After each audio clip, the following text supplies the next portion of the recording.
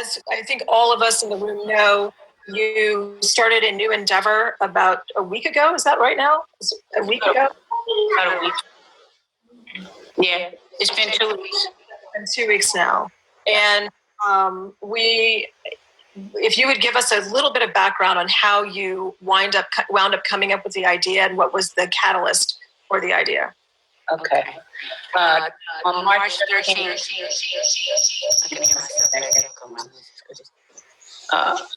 on March 13th, can y'all hear me? Thumbs up or something so I can see it. On March 13th, all of our shows were canceled indefinitely. I guess that goes for touring artists all over the planet as a result of what we went through recently with the COVID-19 epidemic. And immediately I had to figure out what I would do to sustain myself and everyone who I support.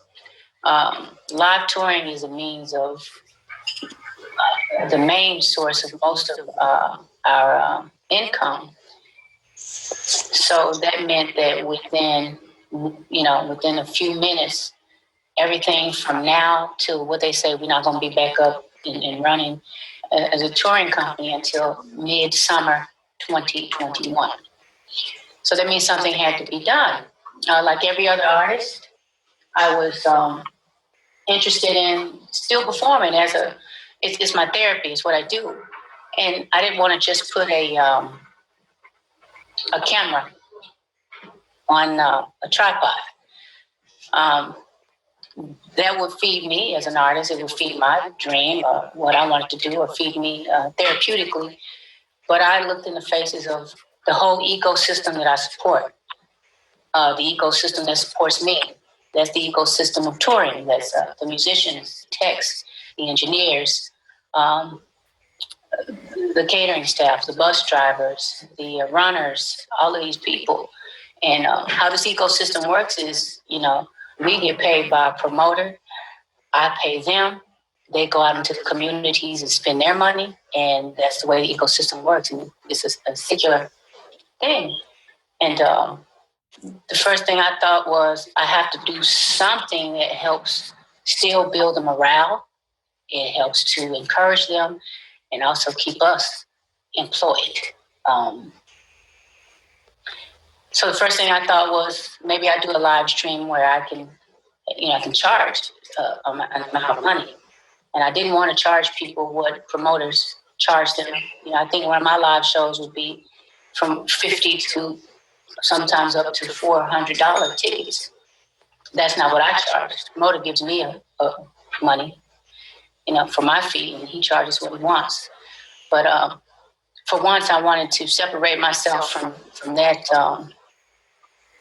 capitalistic program that was set up way before us, way before some of those promoters, and charge the people what I think they deserve, especially in this climate, but still give them a live show that had the integrity, the technical soundness, lighting, and everything that my live show would have.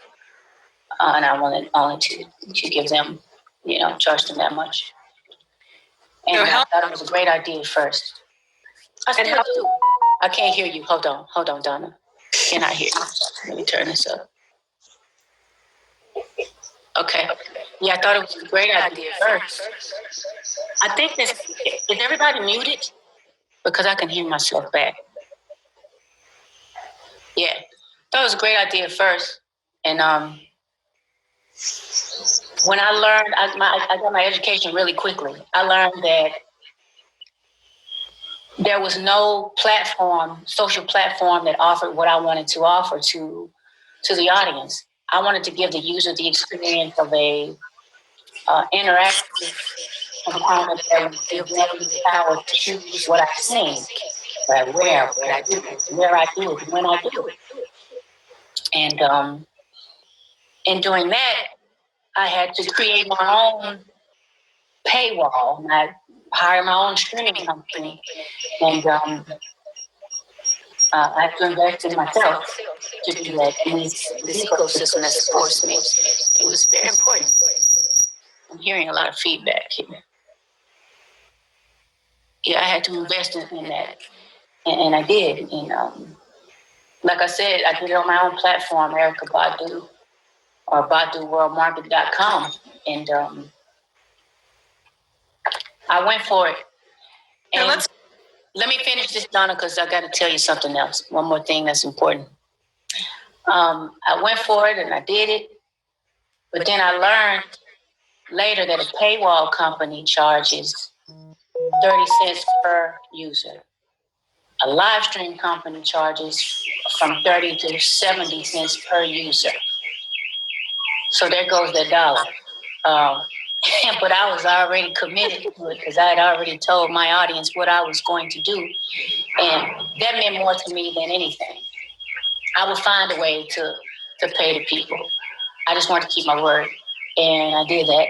And after that, we were going live on a Sunday, which was probably the best time to go live. But we didn't get to go live on that Sunday because I was waiting on my music now to be cleared. Because that's another aspect of it, the publishing aspect of it, and the master's ownership. You know, I'm only part owner. I only get pennies on a dime from that. So I have to, get those things cleared. And that didn't get cleared at 10 p.m. on a Monday night. So I had a choice. I had to make an executive decision, not as Erykah Badu, the performer, but as Badu World, the company. The decision was go live at midnight because we can't afford a whole nother day of this whole thing. I had to rent a satellite to I didn't know that either. I had to rent a satellite to widen my bandwidth because it wasn't powerful enough to reach the capacity of people I wanted to reach. So that's how I did it. That's how it got started, and here we are. Proof of concept. I did it twice, and so on Sunday we're gonna do it twice. So that's where I am with it. Can you talk to us a little bit about how you brought everyone together and how many people are involved in this production? Sure. I forgot to add in a component of decontaminating my space. That was pretty extensive. We had to provide masks and these rubber gloves and disinfectant and sanitizer and all these things. And the people had to walk around in the house with this stuff on, and we were hot. And I think by the time we took the rubber gloves off, our hands were 3 shades lighter. I mean, it was quite an ordeal. But how many people are involved in it? I'll say about a little under 15 people, including the musicians and techs and engineers. We couldn't do a big group because we had just got the sanction that we couldn't meet in a group over 20 people in Texas. Got it. But yeah. I'm assuming you're pulling things together, a number of people around the country right now. We've seen quite a bit of growth right now in Silicon Valley with people scrambling to come up with new businesses, new ways to communicate. What have you learned from this experience thus far? I learned that it's possible. It can be done. And it can be done by an artist who can erase the invisible line between myself and the fans, or myself, in this case, the user.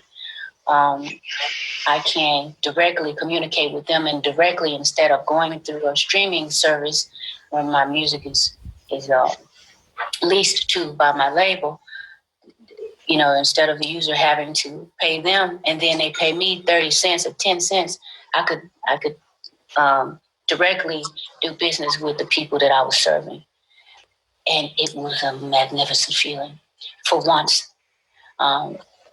we could, as artists, if you were signed about 20 years ago, it was virtually impossible because it wasn't designed for us to even do that.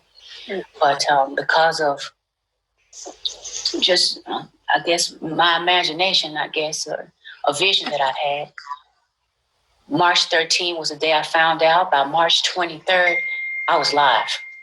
And I learned that I don't mind taking the weight. I don't mind taking the loss. because if it encourages other artists to learn to use this new platform in order to sustain themselves and their family members and their crews and that ecosystem, then it's worth it. You know, I had to be on the front line with it, kind of. I was out there against guns and cannons, and I had a switch and a house shoe. You know, I didn't really know what I was doing. And my mom said, don't stop eating, because if you don't know what you're doing, it's because it has not been done. That's exactly right. And I took a machete and I just went through the bushes, carved out a space for us. That's what. Yeah. As you're moving this space, leading this space, have you found other artists reaching out to you or trying to replicate the platform that you've created? Absolutely. Since the day I did it, I don't know what the word on the street is, but I think they think I'm making a fortune. You know, but yes, they reached out and they've asked me, "E, how did you do this? Or can you executive produce a show for us? Or can you show us how to build this platform on your own? You know, like you did on your own platform, and how what the Paywall company is, or how this works." And I shared the information with them, and I told them I'm trying to build an infrastructure for us and provide a turnkey solution for them to also become a part of this growing conglomerate that a lot of people have not even figured out yet. And I asked them to figure out some shit that is going to last way past COVID-19. Right.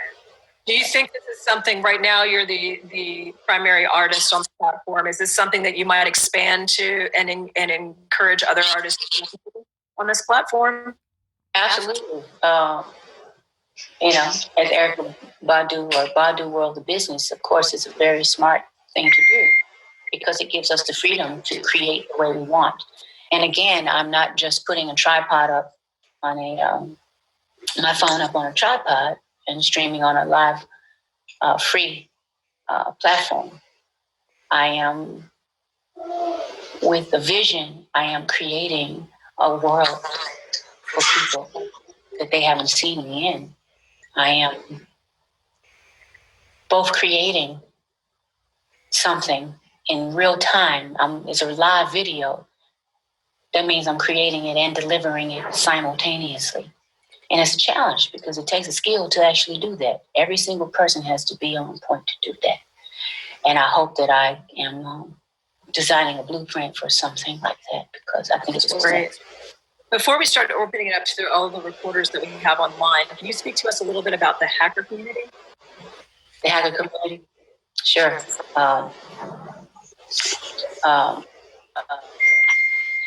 I got introduced to Global Hack. Is that what you're referring to? Yes.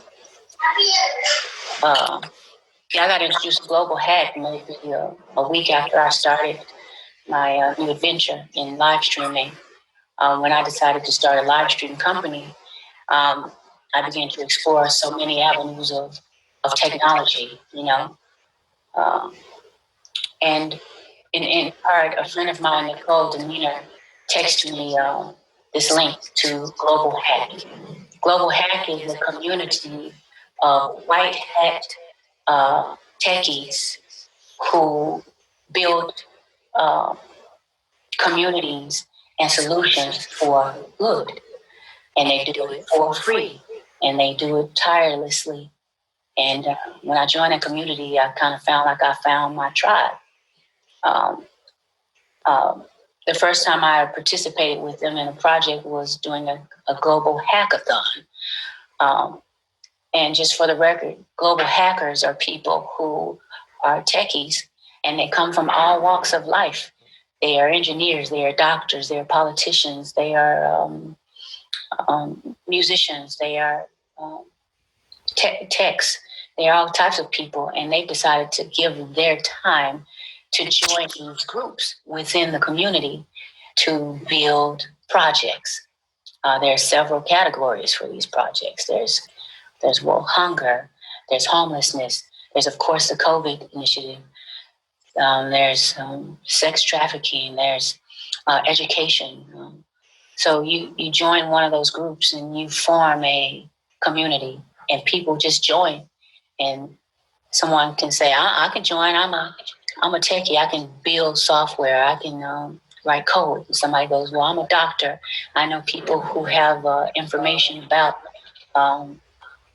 medical supplies, or so just people joining. And that's what global hacking is about. And when I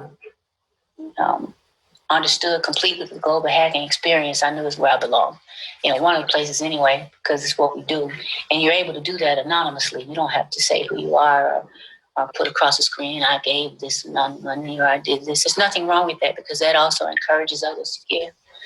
But if some of us want to do it in a more subtle way, from the heart, from the depths of our person, that's a place where you can do that. Great. Thank you for sharing that with us. Yeah. I want to open the floor up for questions at this time. Give me one moment I'm not, let's see who's moderating. We have a different person who's actually hosting the call. So one moment. If you have a question, if you'll raise your hand, so we'll place you in the queue. Actually, in fact, we might do it that way. A moment.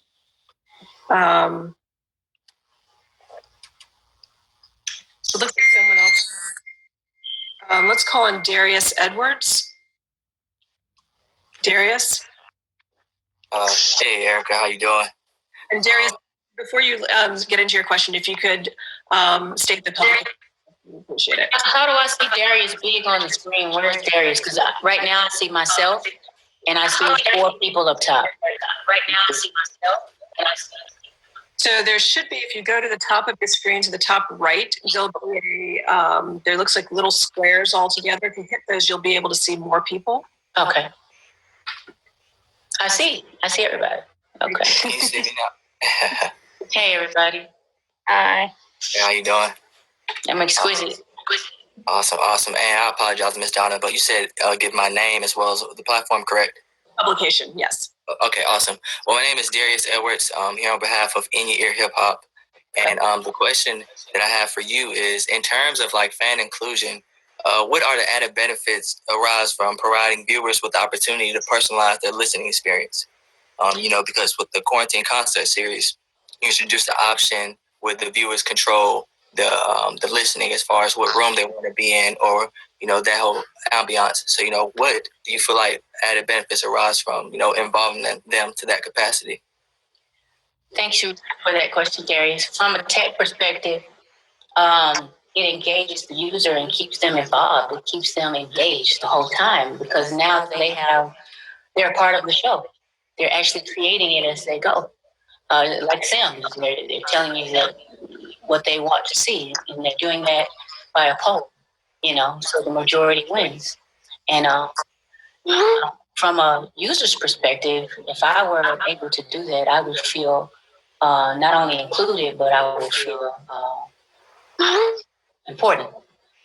And I think that's the main reason I wanted to do that, because I wanted to be able to, like I said, erase that invisible line between myself and the barricades on stage, between myself and the barricade between us and the label or the streaming companies, and myself and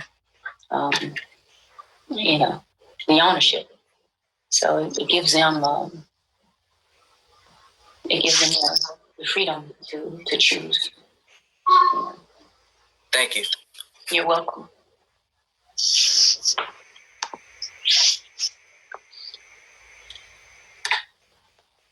Can I just take people? Can I look at the screen and pick somebody?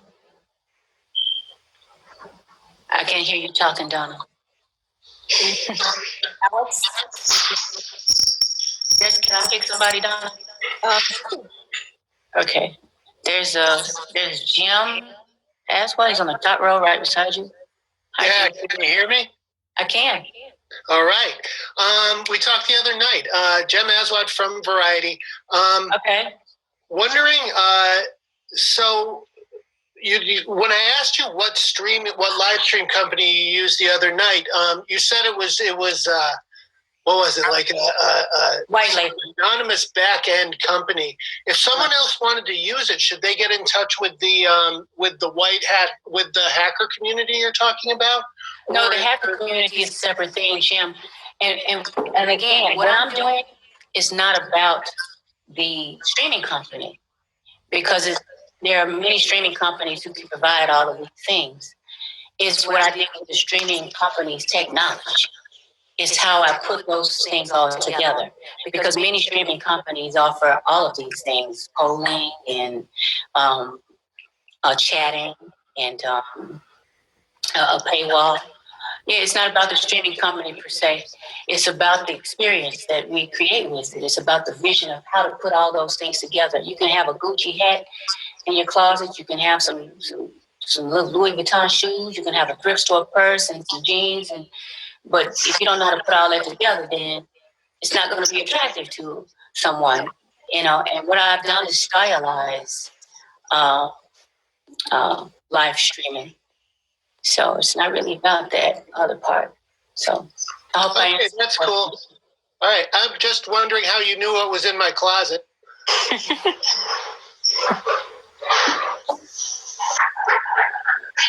I didn't, but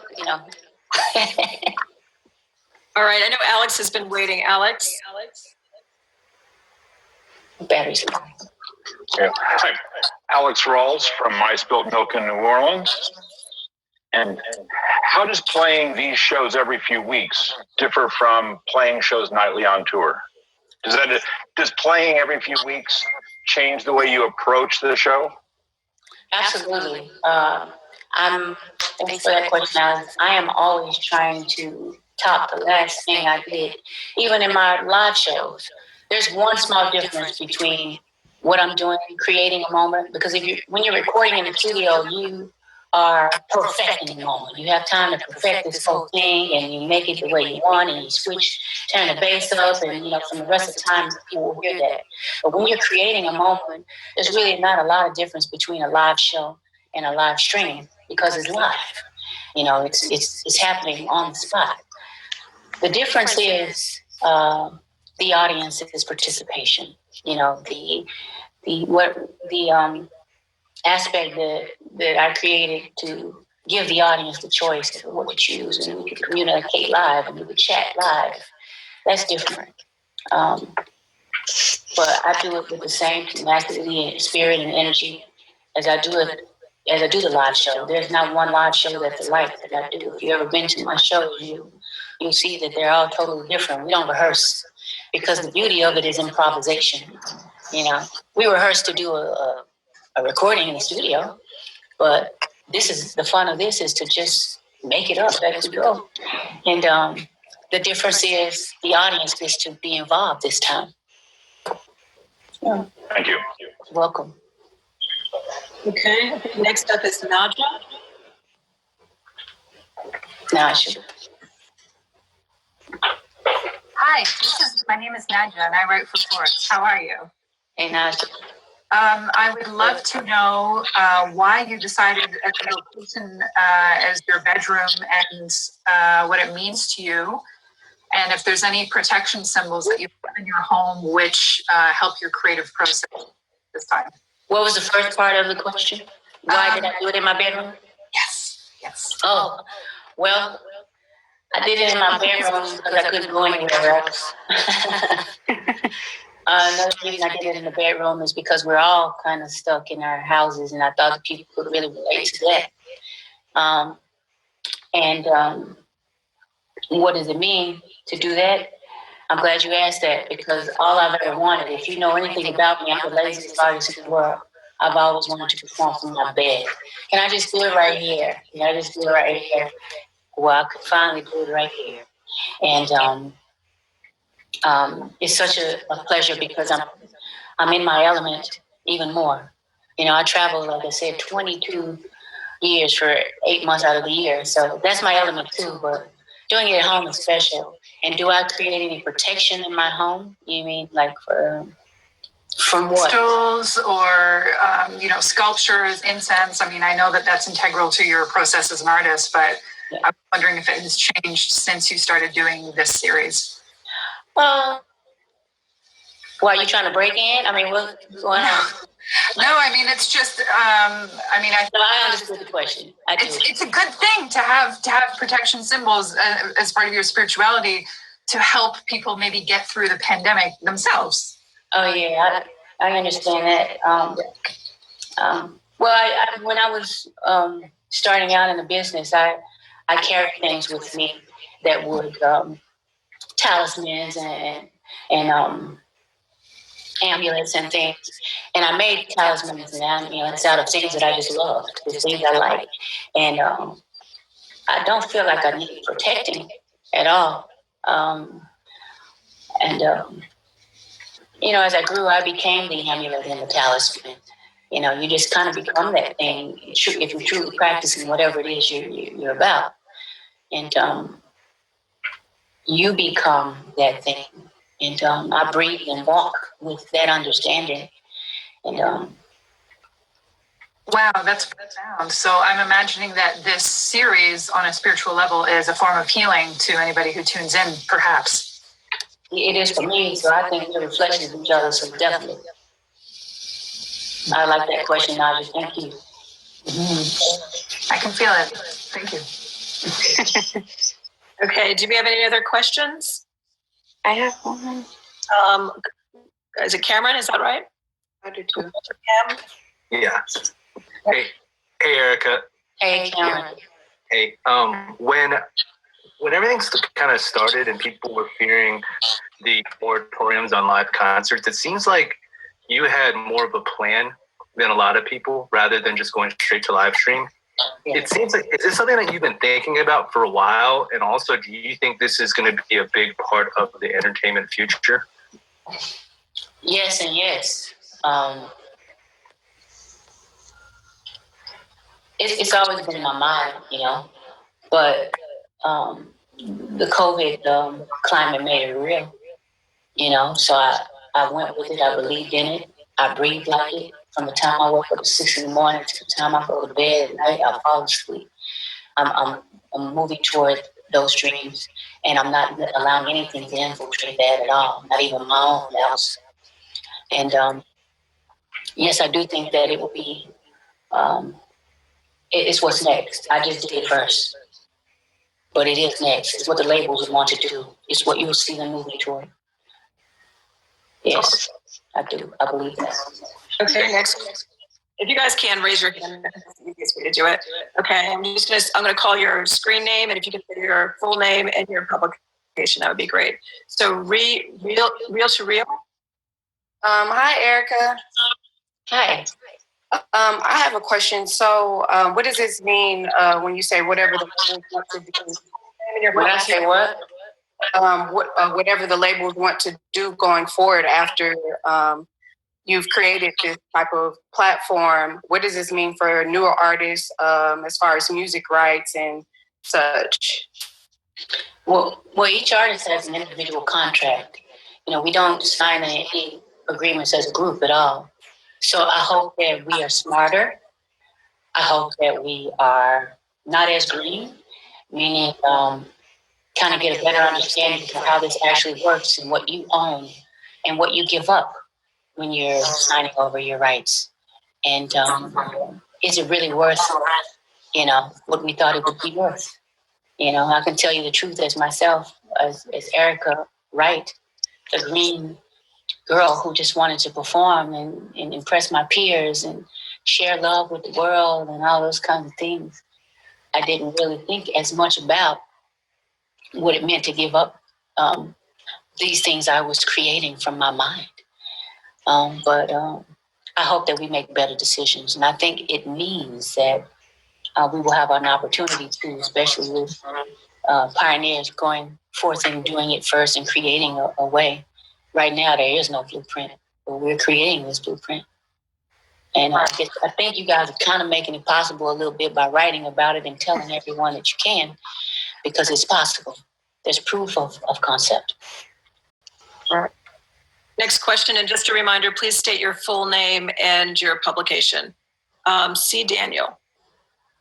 Hi, Erykah. Hi. I'm Christopher Daniel from Shondaland.com. You talked a little bit earlier about, kind of sanitizing your environment and building a morale of your team. Spiritually, what do you do to prepare your crew and your band before you guys perform, since you've been so big on spirituality throughout your career? I've been big on spirituality since I was born. We don't have a choice. It seems like we're broken up into these parts. And even though at some points they become a world of cognitive dissonance, where you kind of, what's right, but then you kind of try to follow everyone else. I think it's been wise for me over the past few years to give everyone room to practice the way they want. And I kind of intuit whose energy is cool, and that's really only up to me. And those are the people I bring to my space, so they already come into the space like that. And before each show, we get in a circle and we close our eyes and we breathe and we exhale. We try to become one living, breathing organism. And I trust them, and that's kind of what happens. Yeah. Okay. Next question. Miss Tubi, state your name and publication. Hi, Erykah. My name is Ebony. I'm with The Source magazine. Hey. So I would like to know, what challenges have you faced since launching this virtual series? What challenges have you faced since launching this series? Challenges. Well, I wouldn't even call the learning and bumping my head and making mistakes and all those kind of things. I wouldn't even call those the challenges. The challenge for me is to get everyone on the same page. Because when you have a vision, when you're a visionary, it's very difficult to do that, because a lot of times, like we've been talking about, there is no blueprint for that. So when people don't have a blueprint, sometimes it's confusing, and then they'll have to form their own ideas and ideology and opinions. It's difficult to get everybody on the same page, and it's a challenge that I'm willing to face. And I take it all the way from birth to fruition to the end of it. And it's something that I had to learn throughout my career. You can't compromise a vision. Everybody is trying to implement something and wants to be a part of something all the time.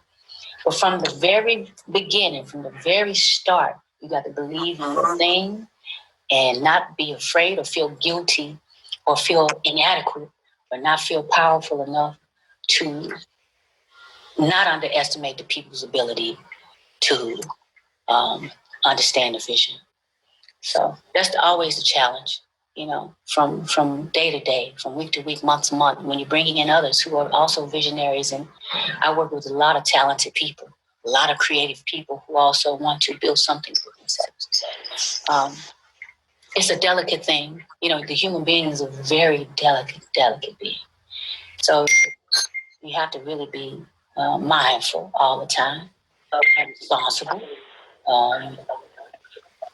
That's harder than making money mistakes or making other mistakes, because you always want people to feel included and wanted.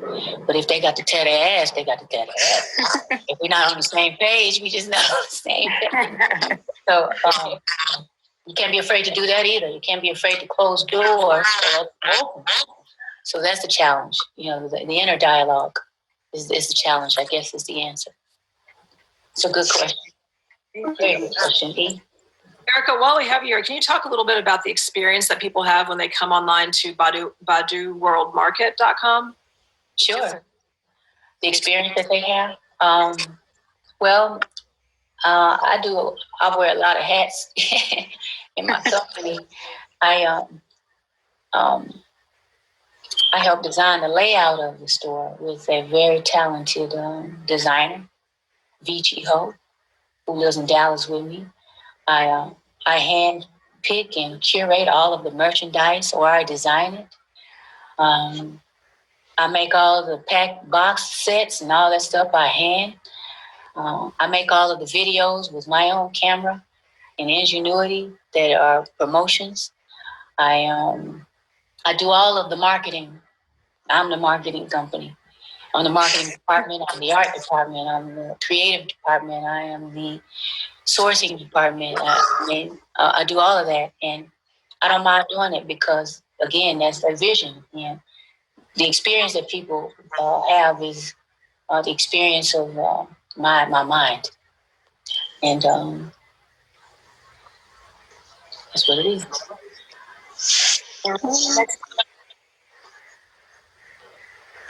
Any other questions?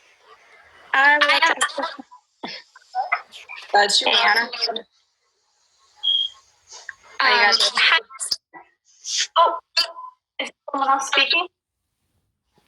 Hi, Erykah. My name is Sandra Garcia. I'm with the New York Times. Hey. And my question is, I think after so many weeks of people Zooming and going online to see each other and joining parties on Instagram Live, sort of communicating technology, I think what a lot of people are now missing is like that connection, that heart-to-heart feeling. And I'm wondering if, I know that you are very strong with the kind of connection that you build with your audience. Is that something that you're hoping to recreate with this? I think I'm just bringing them to another venue. I think once you're strong with them, you're strong with them. I didn't buy any followers. I didn't do any big campaigns to get followers or any of that kind of stuff. I built them from scratch. I joined Instagram, I joined Twitter, I joined Facebook, I joined these things without a blue check. And then there may be an executive who sees that it's me and they'll give me that check or they'll give me that verification, but I already been certified years ago by now. So once you have that audience, once you have that family, they will follow you where you go.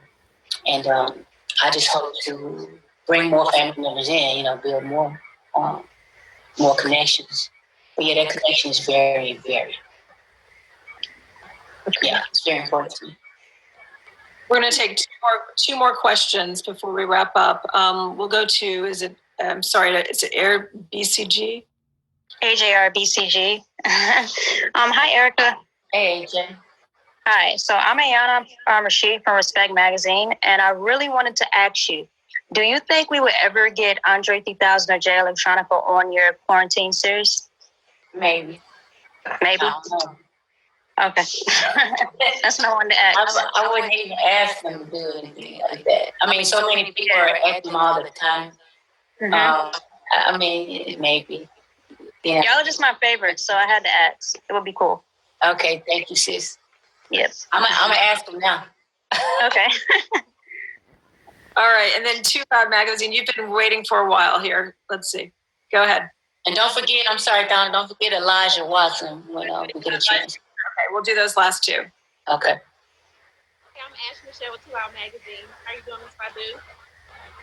Ashley, it's a little tough to hear you. Can you get closer to the microphone? Can you hear me now? Turn your volume up maybe or something.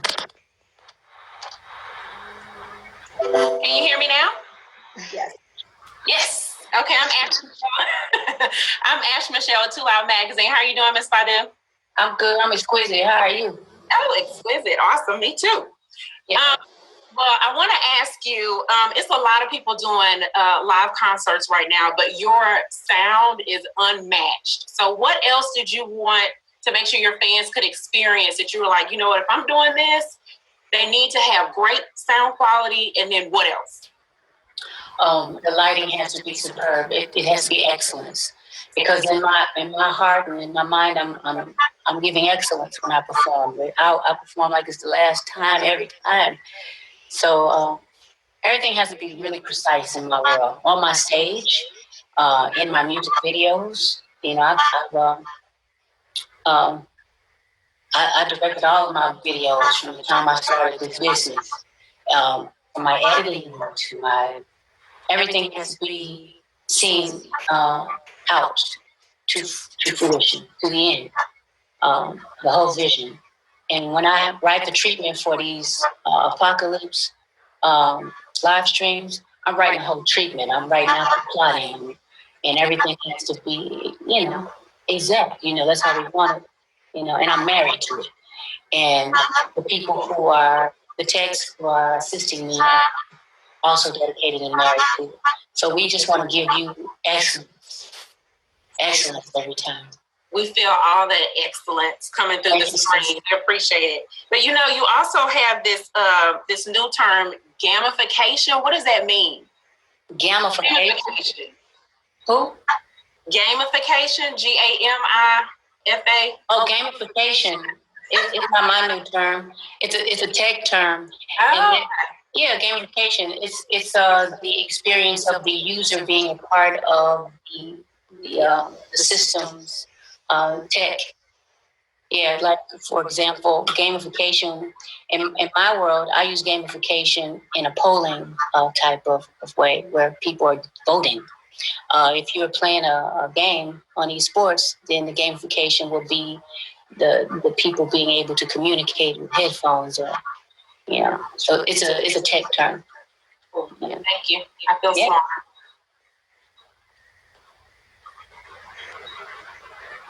Hi, Erykah. Hi, Elijah. This is Elijah from OK Player.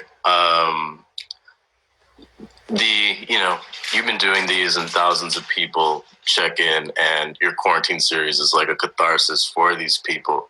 So I was wondering, when the live stream is done, cameras off, who are the artists or songs that you go to for comfort and relief during this time? No. I made a mixtape the other day too, Elijah. And I put on that mixtape is Stevie Wonder, is Donald Blackman, is Joni Mitchell, it's Pink Floyd, it's Earth, Wind and Fire, it's Andre 3000, it's Jay Electronica, it's the DOC, it's those things that kind of give me a bit of nostalgia and peace of mind, Ahmad Rashad, Ahmad Jamal. A lot of instrumental things right now. Instrumental things are very helpful to me because they become the soundtrack to my visions and thoughts. Some piano things, Oscar Peterson. I listen to lots of solo drum stuff, Bernard Purdy. It depends on what kind of mood you're in, But the instrumental things are very, very helpful because it's a blank canvas for me. And it helps me to think as I'm sitting and I'm imagining these things in my mind. And I'm hearing this drum solo, thoughts are bouncing around. Yeah, it's music is a very, very big ingredient in the making of something for me, in creating something for me. Beautiful. Thank you. Thank you.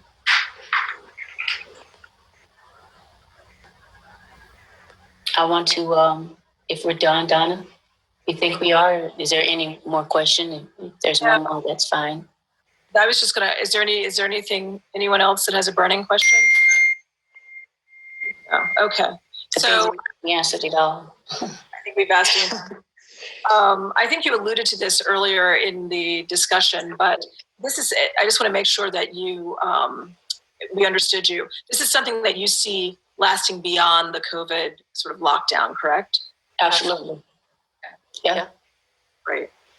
Right. Was there anything else that you wanted to say to the group? I want to say that I wear a lot of hats. I work very, very hard at what I do, but I cannot do that without a dedicated team of people who, in this climate, are sacrificing their health in some cases to make sure that we are functioning. I just want to say to my band members who are not with us and stuck in other cities, you still get your cut. To my techs, to my engineers, I thank you. To some of my partners I've worked with through this series, thank you, Maestro. Thank you, Artistic Visual. Thank you, Doug Johnston. Thank you, Corey and Wright, my producer, who is my sister and best friend. Thank you to my publicists, Jenny Bodie and Carla Sims, for putting this thing together so that I could get this word out. Thank you to the bloggers and publications that keep us in airwaves. Thank you to the millions of fans who support what I do and give me your opinions. And even thank you to the Ofendocracy who can't wait to jump out the bushes and, aha, she said this, she said that. Thank you all too, because all of those keep me going. It keeps me on cue, it keeps me on point. And to my mentors, thank you. Thank you, Lyra Cohen. Thank you, Ethiopia, Motown. Thank you, Jack Dorsey. Thank you, Jay-Z. Thank you, Jay Brown. And to my Badu World team, thank you all for working under these conditions and taking a little less some time. But I promise it's going to be greater later. Thank you, James and Ward, Big Mike, Katrina Kraft. If I left anybody out, it's my heart. Thank you, Cole Chris. Thank you, Vici Vato. Erykah, we'd actually like to thank you too. Okay. The gifts that you've given us by being a singer, a songwriter, producer, and now a tech entrepreneur. We appreciate you and for you putting a stake in the ground and being first to do this. We are cheering you on and we look forward to all the successes that are about to come. Thank you. All right. Thanks, everyone. Thank you. Thank you. Thank you for your time, Erykah. Great day. Thank you, John, as well, for being a great moderator. Thank you. Thank you, Donna. Thank you, Donna. So very much. Peace.